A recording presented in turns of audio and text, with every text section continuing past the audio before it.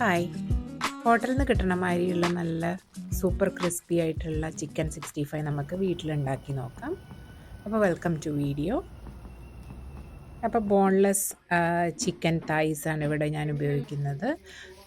ഇത് പെറുക്കിയിട്ടിട്ട് കഴുകി ഫാറ്റൊക്കെ കളഞ്ഞ് വെക്കാം. പിന്നെ ഒരു 9 വെളുത്തുള്ളി കഷ്ണവും ഒരു ഇഞ്ചിയും പിന്നെ ഒരു ടേബിൾ സ്പൂൺ ഉപ്പും കൂടി മിക്സിയിലേക്ക് ഇട്ട് നമുക്ക് അരച്ചെടുക്കണം.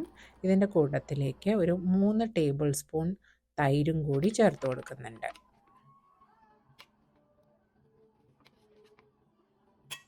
ഇതെല്ലാം കൂടി നന്നായിട്ട് ഒരു പേസ്റ്റ് പോലെ അരച്ച് കൊണ്ടുവന്ന് നമ്മൾക്കിപ്പോൾ ഈ പാത്രത്തിലേക്ക് ഒഴിക്കാം.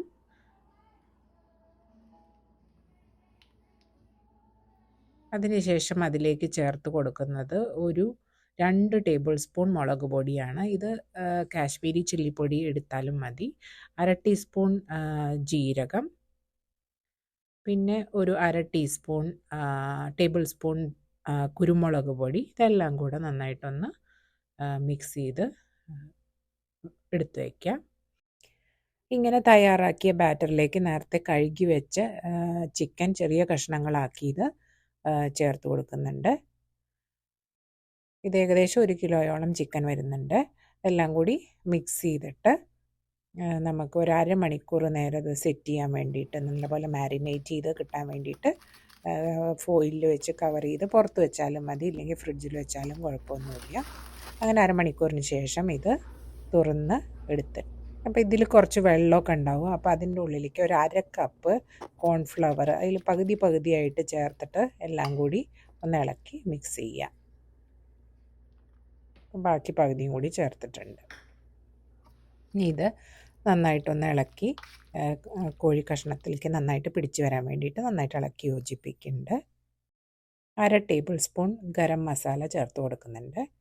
ഇനി 1 ടേബിൾ സ്പൂൺ ഉപ്പും കൂടി ചേർത്ത് കൊടുക്കുന്നു. നേരത്തെ ഇഞ്ചി വെളുത്തുള്ളി അരച്ചയിൽ ചേർത്തിട്ടുണ്ടായിരുന്നു ഉപ്പ്.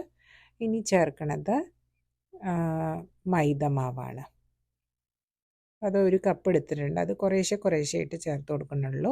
അതിലുള്ള വെള്ളം അനുസരിച്ച് നമുക്കത് ആവശ്യത്തിന് മാത്രം ചേർത്ത് കൊടുത്താൽ മതി. വെള്ളം ഒന്ന് പോയിട്ട് നല്ലപോലെ ചിക്കൻ പീസസിൽ ഈ പൊടി പിടിച്ചിരിക്കുമ്പോഴാണ് അതിന് നല്ല കോട്ടിങ് കിട്ടുക. ഇനി ഇതിലേക്ക് കുറച്ച് കറിവേപ്പില നല്ലപോലെ പിച്ചിപ്പറിച്ച് ഇട്ടിട്ട് ഒന്ന് ഇളക്കി യോജിപ്പിച്ച് കൊടുക്കാം.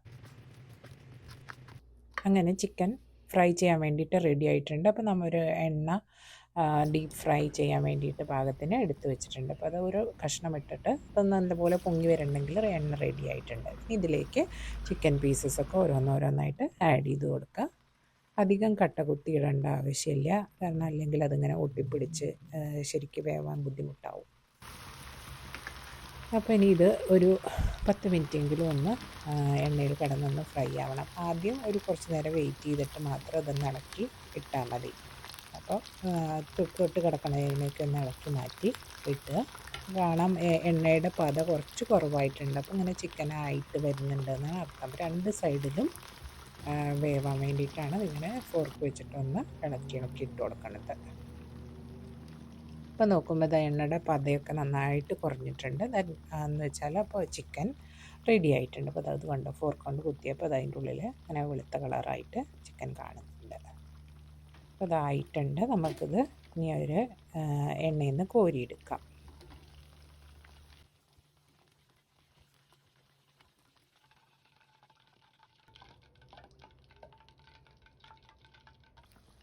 നേരത്തെ ബാറ്ററിൽ വെച്ച മുക്കിയ ചിക്കനിൽ ഞാൻ കുറച്ച് മാറ്റി വെച്ചിട്ട് അതിൽ കളർ ചേർത്തിട്ടുണ്ടായിരുന്നു. ആ ചിക്കനാണ് ഇപ്പോൾ ഞാൻ ചേർത്ത് കൊടുക്കുന്നത്.